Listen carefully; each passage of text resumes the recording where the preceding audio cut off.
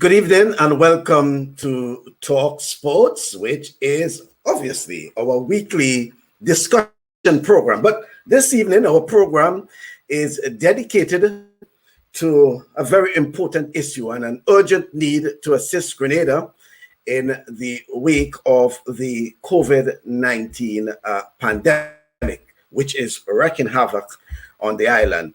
The hospitalization and death toll continue to increase, and there is an urgent appeal for assistance. Well, so we have decided to use our program this evening to highlight some of the initiatives being undertaken, and the Office of Diaspora Affairs is spearheading such an effort, and we are joined by Ambassador Derrick James, who is in St. George's, Grenada, and retired Police Lieutenant Nimrod Ollivierre, who is in New York, and certainly, yes, New York. So let me say good evening to you, gentlemen.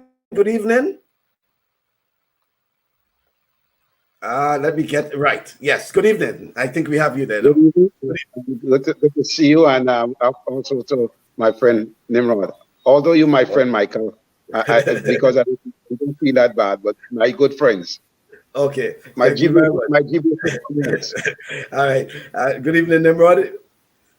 Good evening to you and your listeners, Michael, and to the Honorable Ambassador.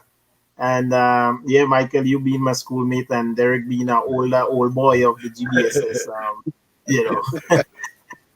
Yeah. All right. So, guys, you know, it has been a very telling week, I should say. Well, let's say probably for the past few days in particular for Grenada. And as Grenadians, we are very much concerned with what's happening at home. And Mr. James, you yourself being part of this whole initiative through the Office of Diaspora Affairs, which you had, you know, getting on the ball and, you know, getting things rolling, because we all live in the diaspora, and you yourself have been in the diaspora, and we have seen what has happened, especially in a place like New York. So give us an idea, Ambassador James, what is really happening through the Office of Diaspora Affairs regarding the assistance to Grenada? Michael, let me first of all express my sympathy to all the families that lost loved ones, and my heart goes out to all of them. And as you know, we lost a good friend in one of Michael P. yesterday. I want to extend my condolences to his family on his passing. And he has been a good friend, a good media friend. We worked together for many years at Radio Free Grenada. So he will be greatly missed. As it relates to the situation, we have seen what was happening in Grenada. And because of what we have been seeing, I have decided to reach out to the diaspora to see how they can be involved in the whole question of assisting Grenada. And when I say assisting Grenada, I'm not talking about just material support, but also assisting in places like the hotline, in things like providing psychological counseling, providing nurses assistance, and so on. So we reached out to them. And we had a successful meeting on earlier this week. It was Tuesday evening, and in fact, I just finished a meeting with a group of coordinators in the different regions, so that we could be on the same page to discuss what we do and how we coordinate in our efforts. What we did is to identified organizations and individuals in areas in the diaspora, in London, in the United Arab Emirates, in not the United Arab Emirates, in the UAE, and in Montreal. We're doing something in Montreal on Saturday to identify someone and the organization or an organization there. Someone in Queens, someone in Brooklyn, someone in Toronto, even in Miami, wherever Grenadians are. So we put a structure in place so that all our efforts will be coordinated, and all our donations will be tracked and give them a value, so we would understand how much the diaspora has contributed to the whole effort. This is what we started doing, and we are making a lot of progress. We just completed a website that we know in the stage of developing. A website that will be linked to the Office of Diaspora Affairs. That website will have all the information that is needed. All which will have also the donations that is given. If people want to register to be a volunteer for the hotline, they could go there and register. So we have been doing a lot of work, and I wanted to say thanks to all the young people who have been involved and who came forward to assist. But we have a long way to go. Like I said, it's to the team today that during Ivan, I have been the chairman of the disaster committee in New York, and we had to deal with helping people to get back their lives together in terms of buildings because we lost some people. But this situation is worse than Ivan because the possibility of having a large amount of death, possibility of having people sick and people without being employed, it will be not just for a period of 2-3 months, but it's a long haul. So all efforts that we can get from the diaspora, we welcome it, and we ask others who have not yet joined us to be on board with us. Okay. Well, we'll come back to get some more information from that. But let me just bring in, and also, as one of the questions came up regarding, locations and things like that, contact persons. But let me bring in Nimrod here on the conversation. And Nimrod, if you can give us an idea of what it is you're doing on your part regarding the assistance. I know you have been trying to mobilize as well, certain things, what it is taking place on your part in Nimrod. So primarily, speaking with the Minister of Health. Well, even before I start, Michael, let me take the time to say condolences to all the to the family of that lost loved ones during the pandemic. And I want to say special condolences to the family of ASP Klein. Me being with a law enforcement background is a very good friend that I knew even before I migrated, and so I just want to, special prayer to all the families that lost loved ones. So in speaking with the minister, there's primarily a need for some oxygen tanks, oxygen cylinders. So, I've been spending the last couple of days trying to source them and trying to drum up as much resources and help that we can get to source these oxygen cylinders so we can get it on an island to help alleviate some of the pressures that might be in the hospital at the moment. And as usual, any PPE and medical supplies is always welcome. It could never be too much facing when you look at the gravity of what's happening in Grenada currently.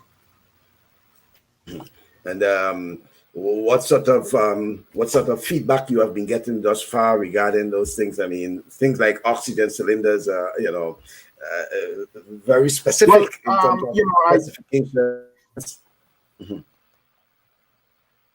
Really rolled it out yet on a large scale, but so far just the few individuals that I've spoke to regarding has been awesome, tremendous support.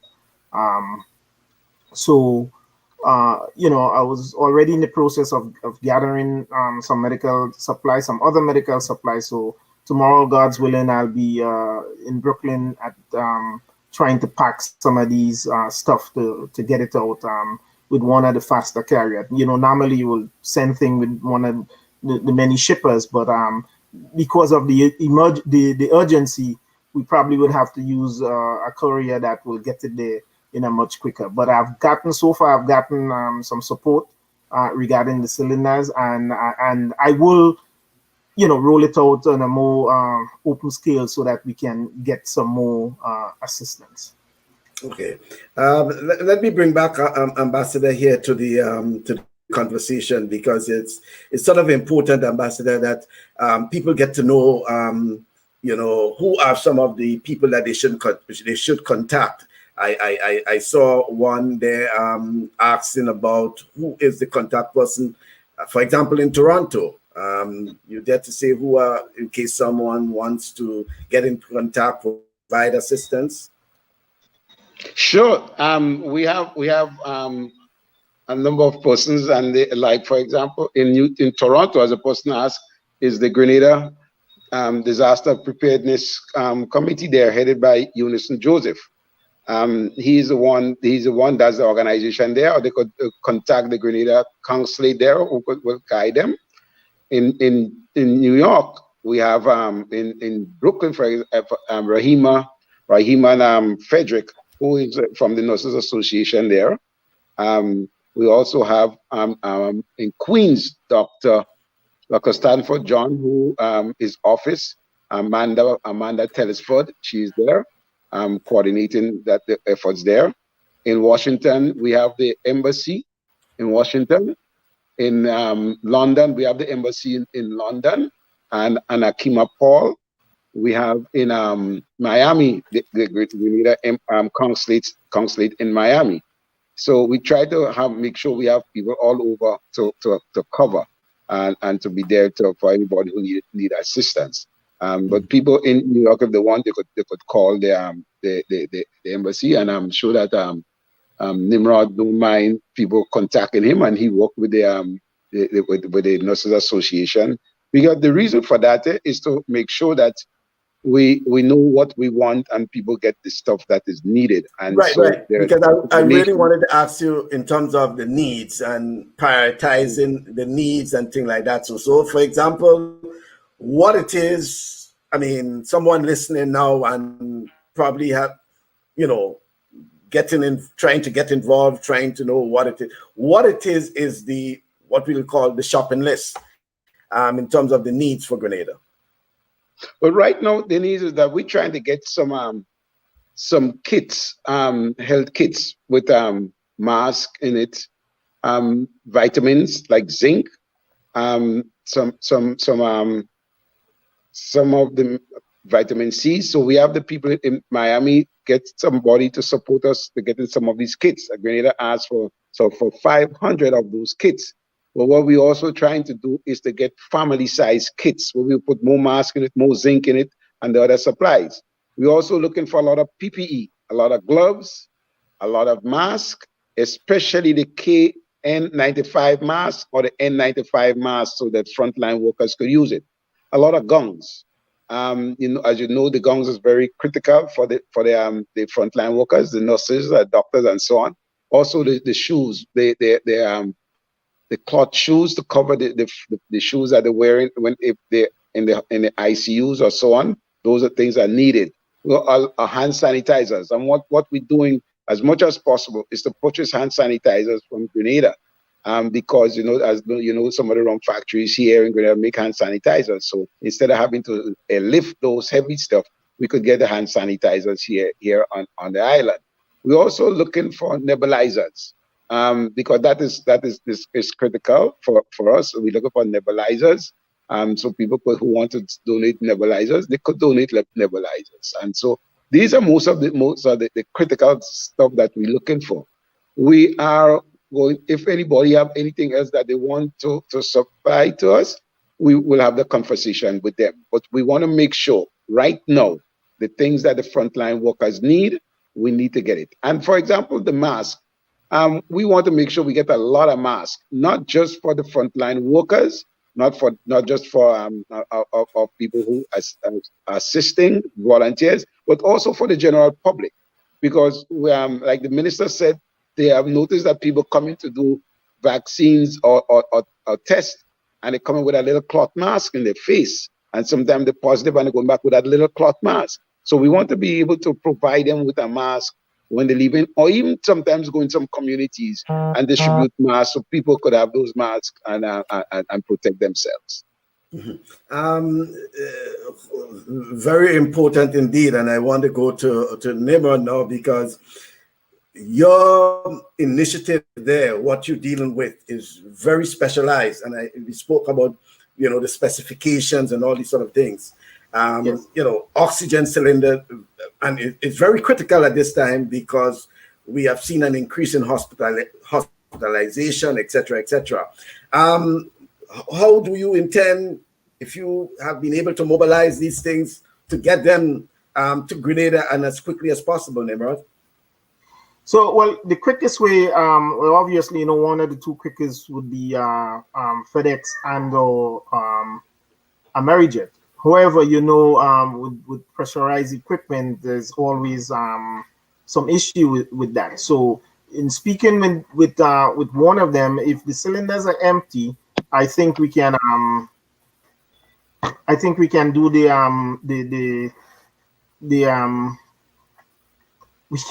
we can do the one of the quicker ones. If not, it would have to be by sea, which will take like 2 or 3 weeks. But it's a priority now, so the focus is to get it with one of the quicker ones. And they assured me that yes, they would be able to take it once it's not filled. Mm-hmm. And this is very very critical, as you say, very important. Is almost a life or death situation, as we know, Nimrod. So I know you said it's still sort of preliminary, and you're still trying to feel out and mobilize, because it was just a matter of days. You have to to get things in motion. But for someone now listening and who wants to probably get in contact with you, get more information, whatever it is, probably may have an idea of how they can, get their hands on these things. Give us an idea how they can make contact with you, or what's the process in going about this? Well, definitely, Michael, they can get in contact with me through, my cell phone, which I'll give out the number. They can get in contact with you. They can get in contact with the ambassador, the mission, and we'll get the message. Obviously, it's not a one man, it's a team effort here. So we are looking for assistance, and we are looking to source them. So if anyone has any idea where we can probably procure it cheaper than we're seeing it now, and or they might have some spare ones they want to donate and assist financially, that will be welcome. Yeah, I'm glad you said that, because I think we missed out that aspect of it, Ambassador. Yes, we're looking for PPEs, we're looking for what and what, but in the context of people who may want to make financial donations, that is also welcome. Certainly, Michael. And one of the things that we are mindful of is that there are people in this time of disaster. Some people try to take advantage of the situation and tend to set up GoFundMe for them without having the necessary authorization to do that. So we want to ensure that anybody who's setting up those things, they get the authorization to do that first. Right now, we have one GoFundMe put together by some doctors. We have agreed for them to do that. In fact, I will be having a meeting with them to go through more details on it tomorrow, and we encourage people to make the donation through them. We because it is critical that we make sure that whatever people give for this situation in Grenada, every cent comes to Grenada for the relief efforts. And also, as you say that, I also want to say that on the question of the cylinder, that Nimrod made up the point to mention, and I want to say thanks to him for his efforts in trying to get these cylinders, because someone have identified some of it in Toronto that they will be getting for us also, and Nimrod is right. The question of shipping it, to shipping it from or airlifted it. So if we could get it out of New York, it would be much easier, faster. And we're also looking at other means of shipping things to Grenada in a timely manner, because we will have some stuff. We're hoping to have some stuff shipped out early next week on Amerijet, and those things are like the gongs and so on. We will have some being shipped out next week, and we have to ship some things by boat, but as much as possible, the urgent needs, the gloves and the mask and so on. Mask is very urgent and it's light, so we could try to ship those things. We try to airlift those things. At the same time, we are trying also, Christine Noel, who is our tourism personnel in New York. We are working together to try to get American Airlines and JetBlue to assist us in airlifting some of these stuff to Grenada. Okay, I saw a note came up here about booties. That is also on the list, booties. Yeah, that what I call it the padding for the shoes. So if it's booties, yes. If that is what they talk about booties, yes, we accept a lot of those things. Surgical shoes. Okay. Surgical shoes. Okay. Uh, Thanks, thanks, Scotty. Thank you, Nimrod. Yeah. Okay. But definitely there is a need for urgent supplies to Grenada. But there is a but now in that how can people and that's it comes with nature. I mean, even at the time of urgency and emergency, I should say, people always tend to wonder about this and wonder about that. But how can you rest assured that people who are making those contributions, that it's going towards the cause in Grenada? That is why, Michael, we decided to have a proper structure, to have people on the ground who's responsible. And all the things that's coming will come to the ministry, to come to the Office of Diaspora Affairs through the Ministry of Foreign Affairs. And the government has one minister, Senator Nolan Cox, who is responsible for procurement. We're working together. So everything that comes in will come in a central place. And we make sure that these things are distributed, and we inform the diaspora when we receive those things. Because it's critical that people understand that their donation will be honored, and they will know when we receive the donation, when we hand it over. And we really don't want people to everybody just want to do their own thing and send it to us to say, give it to an individual. We will not accept things for individuals, but we are accepting things only for the institutions. When I say institutions, meaning things that go to the homes, to the police, to the nurses, things like that.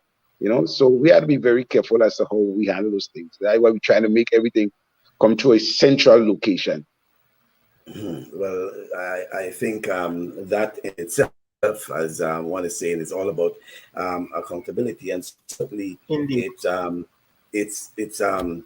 as you say, learning from past mistakes, meaning that you want to make sure that there's a structure in place and something that there's some level of continuity as well, because it's all part of the, as you indicated, all part of the diaspora initiative as well, so that hopefully it's not a one-off thing. How do you ensure, Ambassador, that coming from this initiative here, which is an emergency in this case, can lead into the whole diaspora initiative where Grenadians coming together to support whatever it is, whether it's, in this case, a health crisis, whatever it is, that Grenadians can always come forward and support?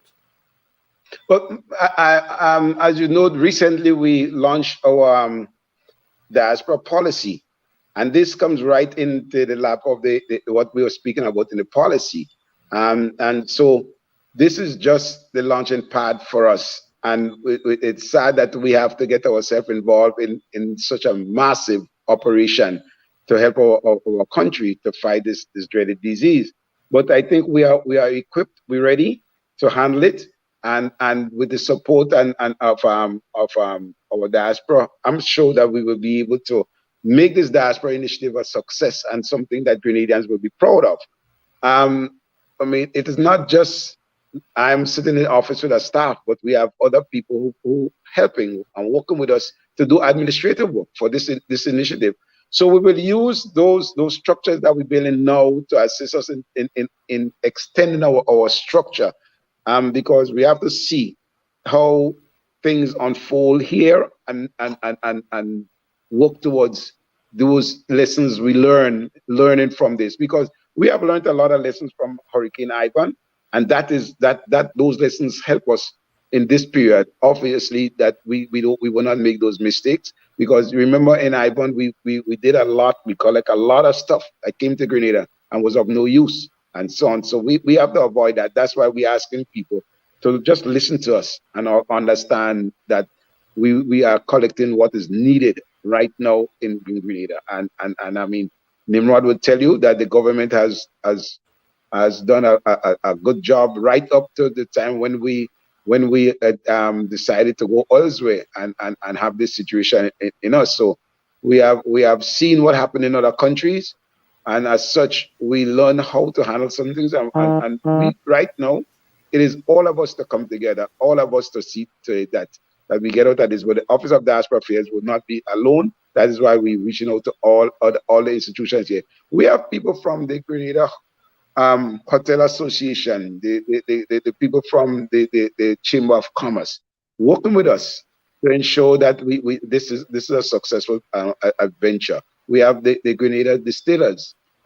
We have purchased some hand sanitizers from them. Only yesterday, we purchased some hand sanitizers from funds we received from our comrades in Toronto, and we're working with them to ensure that the Buses Association receive those hand sanitizers. So the Office of Diaspora Affairs is poised and position itself into handle and assist. And I want to also say to people, it is not only in material, but like we looking to see if we could get some of our own Grenadian doctors and nurses to come home in this time. And the policy speaks of skills exchange. And this is a typical example of what the policy speaks about, skills exchange, to come home and just give some of your time to assist. So I'm making an appeal to anybody out there, the doctors, the nurses, medical professionals who want to come home for a week or 2 weeks to assist us. We welcome the intervention.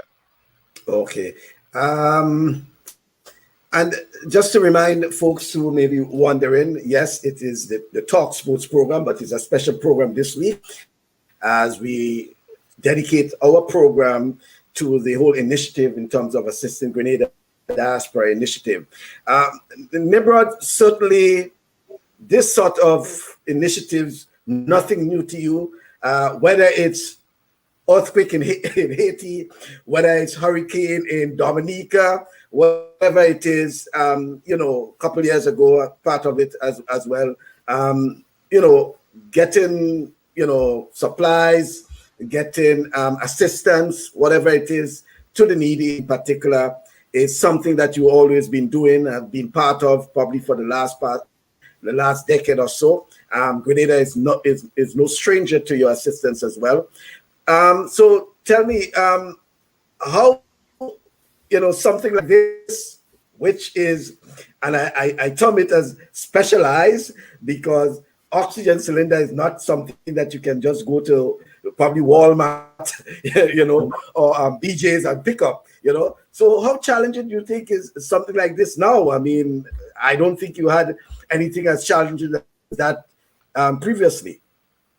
Yeah, you're absolutely right, Michael. And I mean, over the years, you've always been a key player along with the ambassador whenever we do stuff, whether it's, just like you correctly point out, not just for Grenada, Dominica, Haiti, other islands, that might need the assistance at the time.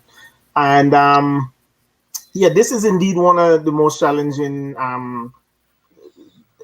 assignment or task, because it's not something that I can just go to Walmart or Costco and report a credit card and say, hey, I'll deal with the wife later on, but Grenada needs this, I'm going to just buy it. It is a specialized item, and what to underscore the importance of it's something that's really, really needed. So it's part of the frustration in that, well, it's something that's needed, but it's needed now to help take the problem. So it is, listen, I spoke to you about it maybe about 3 days ago, and still haven't quite come up with the right information to send out yet, because I'm still trying to source the best possible avenue.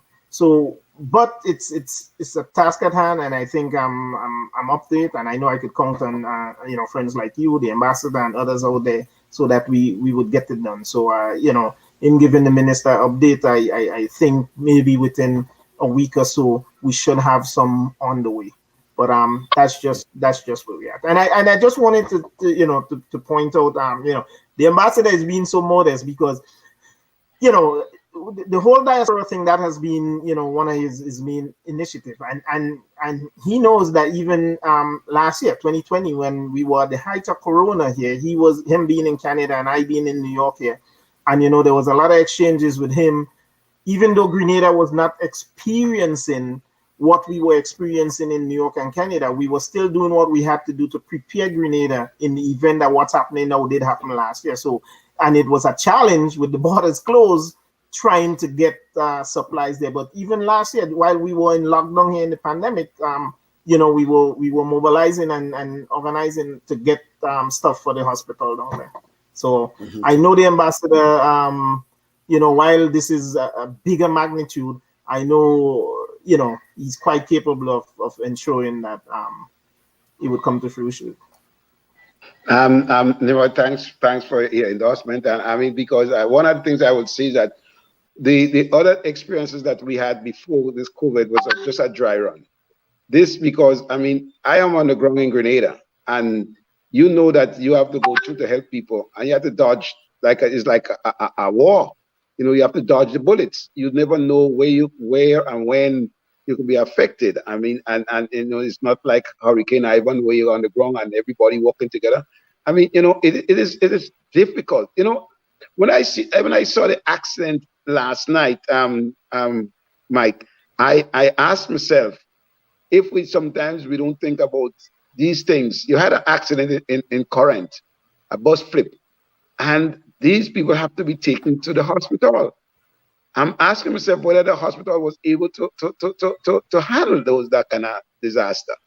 And not only that, but the people in the bus, people have to assist them. And the other people on the side of the road in the village go on, risk their own life to assist.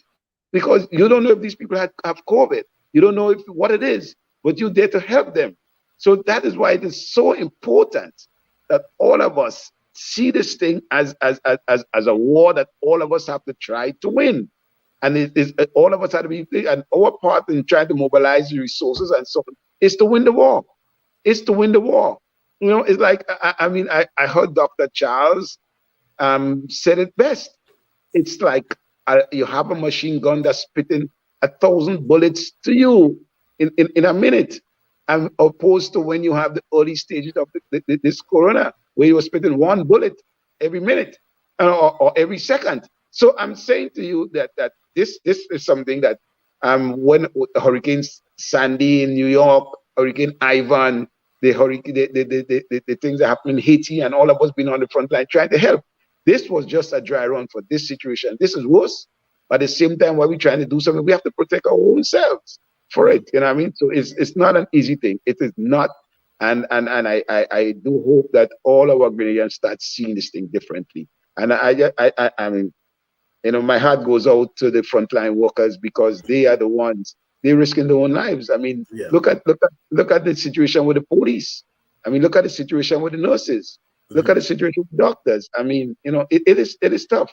So all the help we could get from everybody, wherever you are, this is the time to help our homeland, our beautiful homeland, to be there. And we were doing well, but we knew that someday something could go wrong. And that was the scary part of it, that it went wrong, and it went wrong fast. It bubbled up in front of our face really fast. Okay, let me get in some comments here, and then you can come in and comment. Can you, Annelise, can you give your contacts, please? Certainly, and you will get some contacts before the end of the show. And can you repeat the list of needs? Okay, so Ambassador, coming up in a while, you'll probably get the opportunity to do that, the list of needs. Can people overseas help with the hotline? Unison Joseph is asking about help with the hotline. Andra Burke is saying, myself and my sister is making barrel of PPE to send home. And there is Rosemary Welch saying, oxygen concentrator has to be taken to a hazard specialist for proper packaging if it has to go by Amerijet. Okay, so that's just some internal info for Nimrod in terms of when he that's why I think you're still doing all the necessary research and all these other things. Yeah, well, no, I already did the hazmat thing. It's basically a hazmat form that has to be filled out. It's something that I did when I was in the military, so I'm accustomed shipping hazmat stuff. It's it's a hazmat form that has to be filled off, and you do it online, and so I kind of have a little knowledge with that because I've sent stuff to Grenada already that was deemed hazmat and had to go through that. Mm-hmm. Yeah, and that's why I know it's not so much a headache, but as I keep stressing, so much specialized in that you have to make sure that you get the correct specification. That's one, correct specification, and then also all the in and bits that you have been telling us. So I assume you're probably the right person to deal with that. Ambassador, do you have a list of needs that you can probably repeat? Certainly. Let me go down this list because we need to get volunteers, doctors, nurses, mental health professionals, hotline volunteers, and you could be any way to be a hotline volunteer. What we need from you is your phone number, your email address, the type of phone you have, whether it's an iPhone or Android phone, and then we will be able to hook you up because this is a process of using an app to do that. So if you want to do that, you could send me your data, and I will then pass it on to the relevant personnel, and they will contact you to set up the app with you. Then we have home care kits with thermometers, face masks, sanitizers, and soap. We want at least 2 weeks of zinc supplies for these people, and a pulse oximeter. We have oxygen concentrators. Like Nimrod said, we were looking for that. I don't know what quantity Nimrod already has, but we're looking for some of those. And we also, the night in our conversation, we were trying to find a way how we could get them and how we could get them sent out to Grenada. So Nimrod and I could have a deeper conversation on that one, so we could coordinate. Personal protective equipment, what we call the PPEs, face mask, the N95, as I said earlier, the KN95, face shields, gloves, the shoe pads, as Nimrod said, the surgical shoes, the gongs. Or the booties. The booties, the gongs, and so on, you know what I mean? And another thing that is important, Mike and Nimrod, is for our nationals, our Grenadians, wherever you are, to call your loved ones home. Call them and encourage them to go and take the vaccine. Encourage our nationals out there not to put those things on the things they're putting on Facebook that prevent people from taking the vaccine and prevent people from understanding that corona is a serious, serious dreaded disease. There are a lot of people follow these false narratives and not following the protocols. If we could cease from doing those things, that would be a great help. Mm-hmm. Please pass on the information that is scientific and not the information you get from the bushland.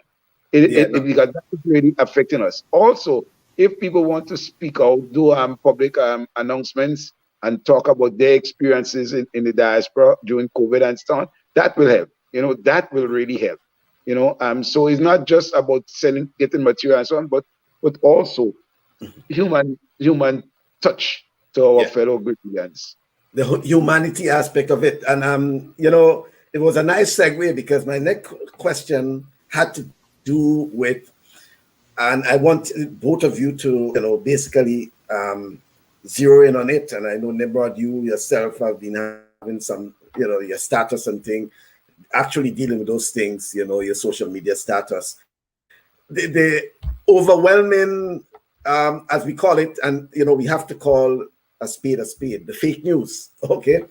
Overwhelming fake news about the vaccine and COVID and these sort of things. Even though to an extent I notice that some of the folks who have been peddling these things have been sort of, I want to say hiding for a bit now, but it appears that the fake news have overwhelmed and consumed many Grenadians. And I don't want us to do, basically the blame game here, but we have to be, we have to be factual. We have to say it as it is, that the fake news was really overwhelming, especially on social media. And it appears that it consumed many Grenadians, and we are where we are now. Folks, I don't know if you want to zero in on that. I know you started talking about it, Ambassador, but it's very important that nationals stick to the facts. Nationals consult the medical professionals, their doctors, etc., rather than the Facebook, as they call it, the Facebook doctors. But Michael, it's simpler. I will say to all of those who did that, they have done a disservice to the country. They have destroyed our country by the news that they put out, the message they put out. There's no way other than that to put it like that. You have been unpatriotic to put out something like that in the public because you don't have the facts. You know what I mean? Now we are in a war where we are fighting an enemy called COVID, and then you still have some Grenadians who still coming in the war and fighting against you, who fighting it. Now we have 43 deaths. 42 of those deaths could have been avoided. 42 of those deaths could have been avoided. I mean, think about it that way. The loved ones that we lost should have been here with us today because, as they said, that all of them were not vaccinated except one person, a senior who was sitting at home and somebody go in the home to give her COVID. We lost 12 people in senior homes in Grenada. How they didn't come outside. They did not come outside. Somebody brought it into the home for them. That is a disservice. That is raw, wicked deeds. And I don't know how to put it. I mean, some people might criticize me for using some harsh words, but they have used harsher words to prevent people from taking the vaccine. They have used harsher words to prevent people from following the protocol. I mean, what else you want to see to understand that this is a difficult thing, this is a difficult disease, not just in Grenada, all over the world. It is not Nimrod that spread the disease. It's not Nimrod that doing this. It's not Michael Bascom doing this. I mean, it is all of us responsible now for cleaning the mess.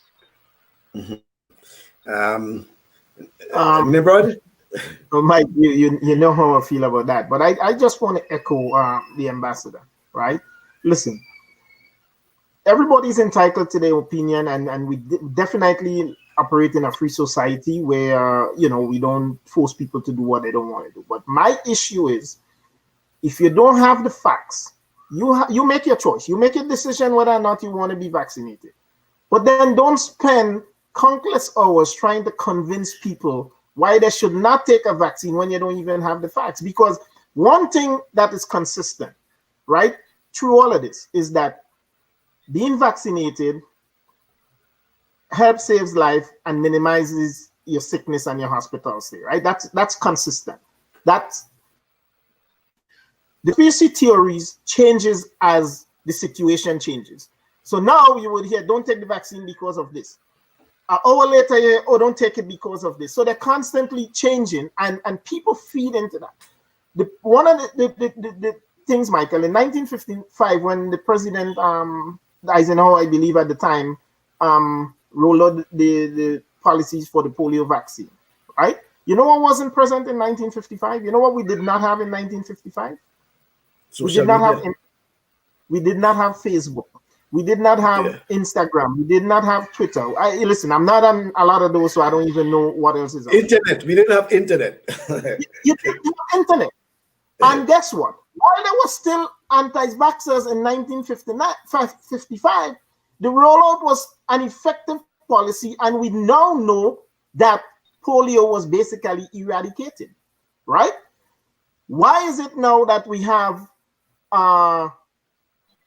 so much going on now regarding this vaccine, right? When we see what the science says, right? We trust science for everything else in our life. We take a cell phone and we dial it and we expect it. That is science. We get in an airplane. And we fly thousands of miles to go from one place to the other. What's that? That's science. But when it comes to, and most of us right now, God forbid, if we get a severe cut, we fall and break our leg, what we do? We run to the hospital and expect to be treated by the same medical doctor. Yeah. Tetanus, telling us we should take a vaccine. But oh no, we don't trust the doctor when it comes to the vaccine, but we trust him to take care of the rest of our body.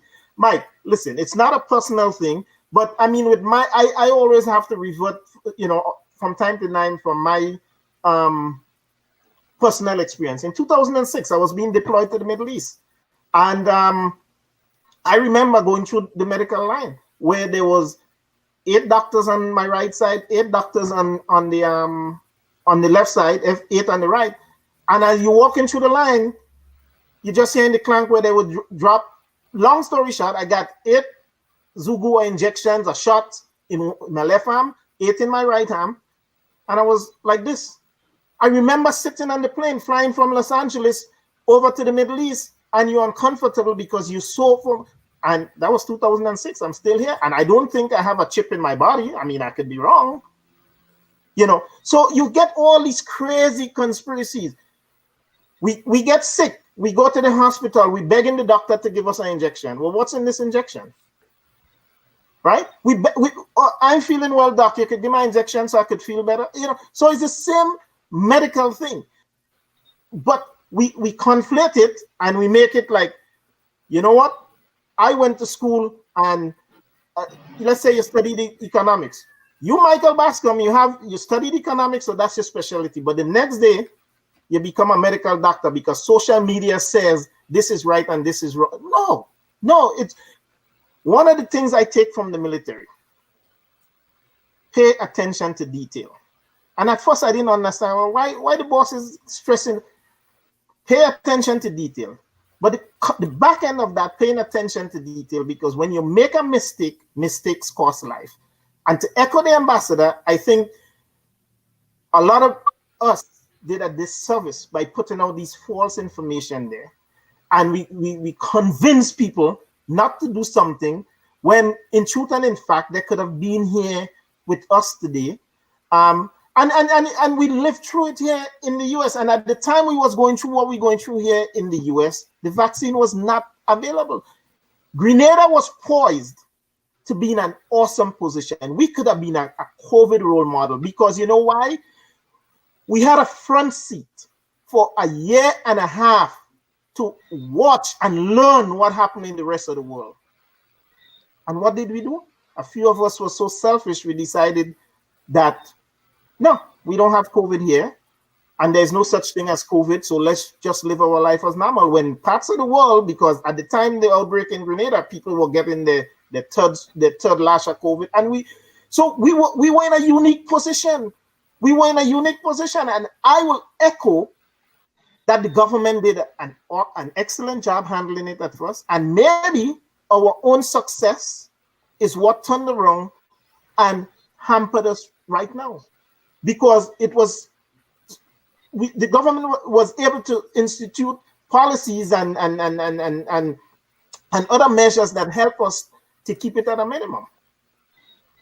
And I'm not wanting to say we were at the end of the line, because we don't know how long this virus is going to be with us, right?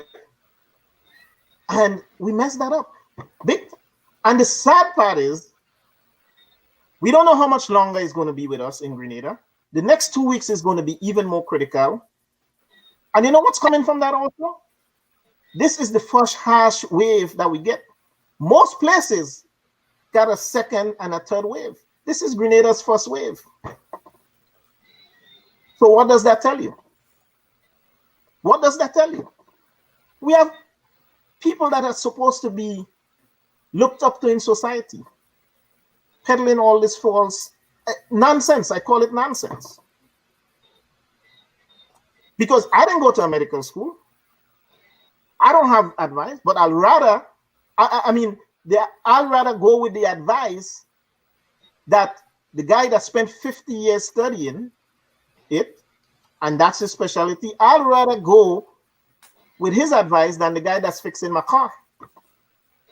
Because the guy that's fixing my car might be the best engineer there is, and he could probably fix an engine with his eyes closed. But I don't think I should be taking my medical advice from him. Well, I'm seeing a comment there that I found very interesting while you were speaking there. The thing, one may not trust the Western medication, but ironically, we have a Western appetite. So I say take the vaccine because we need Western medicine to save Western diseases. I thought that one was, sort of good because, it's like, we don't want to take, we don't trust the Western medication, as they say, but we have the Western appetite, the Western hemisphere, whatever it is like that. So, okay. Michael, I found that to be very interesting.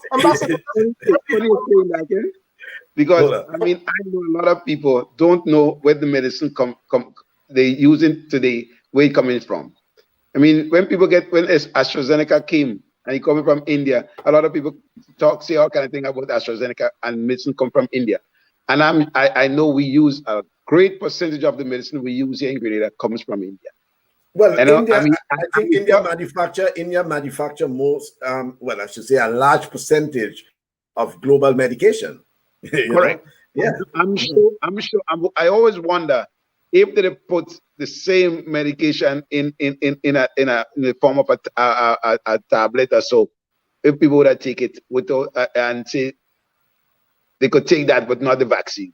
I wonder. But it's things that, listen, I think the stage has reached now where I think the people should see what happened to us and they should reverse course. I appeal to them now. Now is the time to say, look, say to yourself, you don't have to say publicly, I was wrong. You either stay away from continuing those statements, or you reverse course and encourage people to take the vaccine, because we should have been enjoying ourselves still today in beautiful Grenada than to be going through what we're going through now. And the thing is, because of the selfishness, we delay all the sacrifices people had to make. No, it's a longer period. We had to stay in confinement and struggle with this COVID, because we do not know right now when we will come out of it. This is a long haul. We prevent our students from going to school, that affect their education, and they could develop mental issues. We prevent our seniors from coming outside and relax, and they could develop mental issues. We prevent doctors from doing other things that to help the public. We prevent the police from concentrating on other things, when instead we have to concentrate on our own faults and pretensions and things that we should not be doing. It was simple for us to continue the path we were on. And I hope we could just reverse course. And I make the appeal to all my fellow Grenadians out there to just stop. No, you had enough. Stop. Let's encourage our nationals to do the right thing. And if you don't want to take the vaccine, that's fine. But let us stop propelling the false rumors and get it right. This is not about politics. It's not about religion. It's about our health. Bottom line, all of us in this thing to save our lives. Nimrod, you were saying something, Nimrod? Well, I think the ambassador captured it. And I just want to echo his sentiments. And the time is now. The resources that we are spending to combat this breakout in Grenada now could have been used for otherwise. Lord knows that there's always some way that we can divert scarce resources to, and we should right now. I should probably be trying to drum up 100 or 200 or 300 computers for kids in school and all of that. But right now, that's not on the scope right now because of the perilous medical situation that we face. And could it have been avoided? I strongly believe so. I still think. Looking at the numbers last night, we talking overall. 21% of the population is vaccinated. All right. Let me just draw this parallel, Michael. You know what we went through in New York City last year. I was in the streets walking last year when we were going through COVID. And if anybody had told me a year before, 2 years before, as an active New York City police officer, you would be witnessing 1,000, 1,500 people dying in the city, I would say, stop smoking while you're smoking, because there's no way. I spent a year in the Middle East and didn't see that much death in one day. Didn't even see that much death total, right? And you're talking 1,500 in a city. Why we didn't take heed from that? Why we were sitting there thinking that we invisible? So if we don't do what we have to do now to help curb it, New York City went through perilous times last year. There's a third and a fourth wave going through America, the US right now. And New York City is not being hit that badly because, for one, New York City learned. Two, the population in New York City is about 70% vaccinated. And that's why we're not seeing a lot of deaths in New York City right now.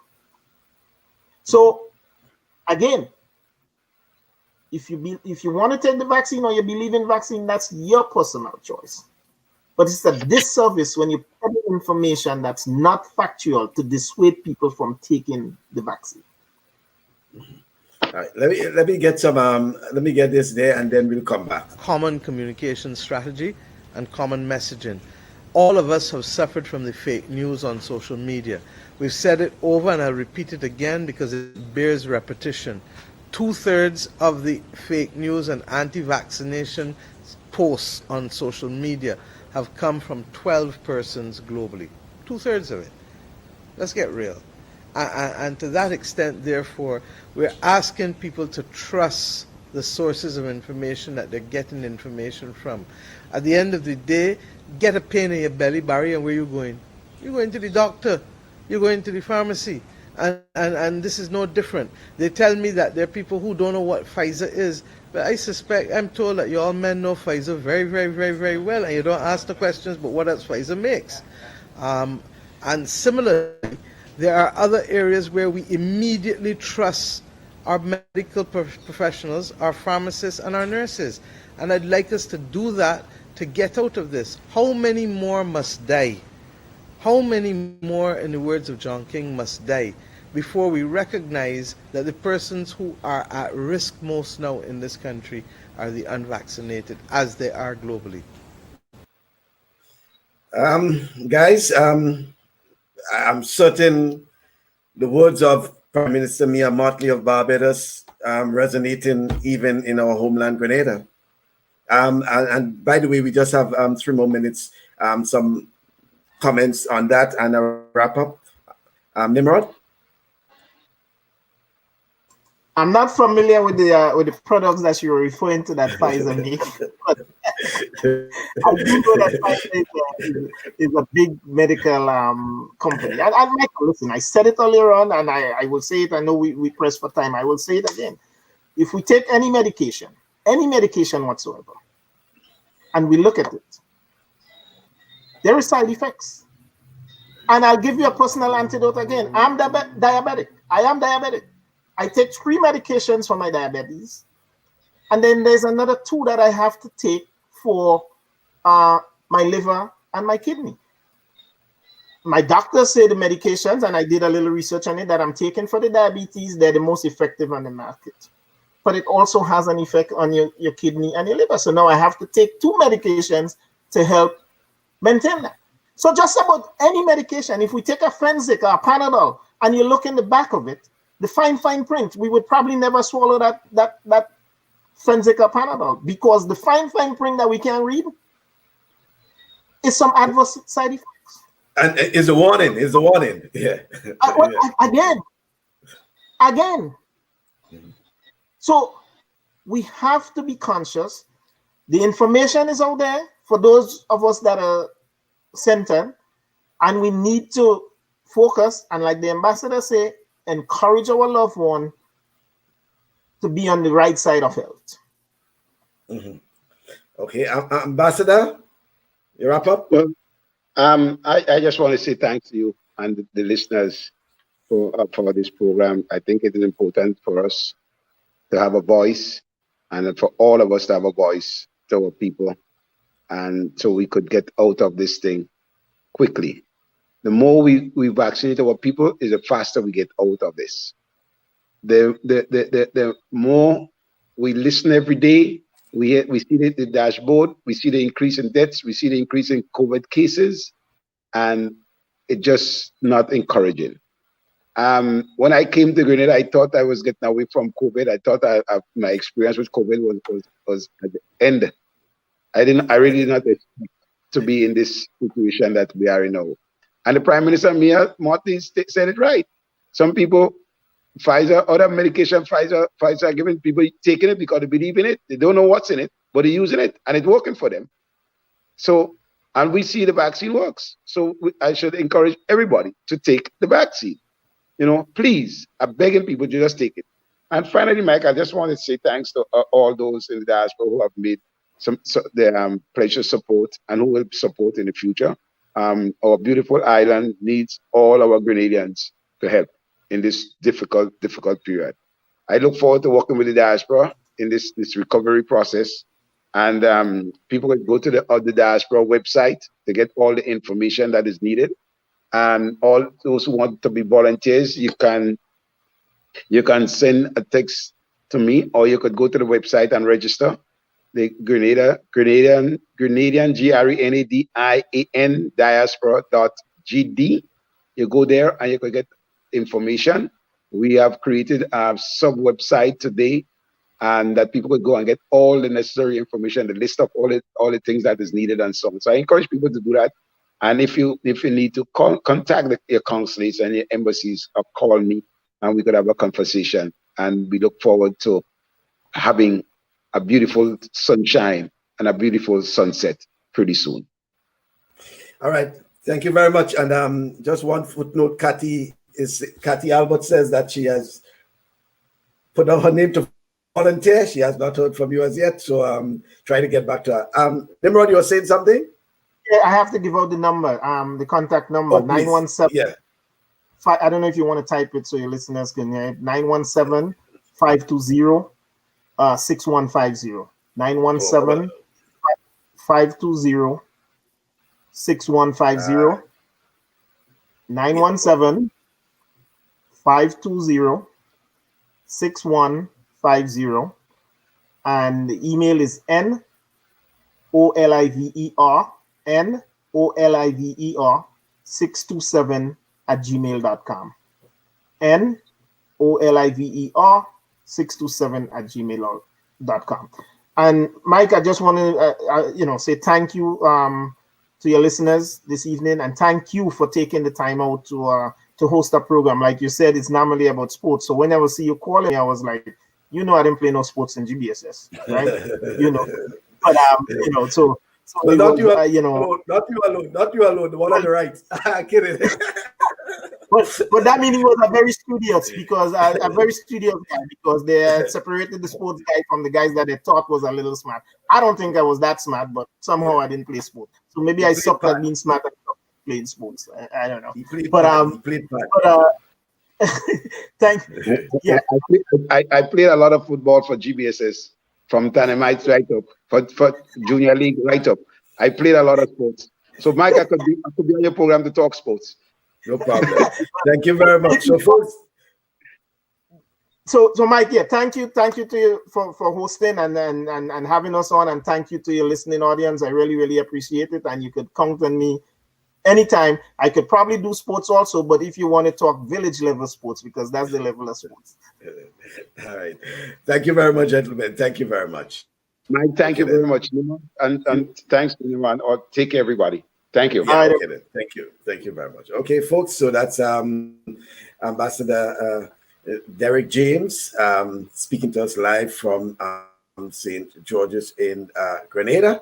And we also had retired Police Lieutenant Nimrod Ollivierre, who is in Brentwood, New York. And I am in Myrtle Beach, South Carolina. Just probably a few more weeks here. I hope probably to be back in New York very soon. Yes, Samantha, I know you joined us very late, not joined us very late, but I know your comments came in very late. Saying hi to Ambassador James and Nimrod Ollivierre from Samantha Benjamin. Yeah.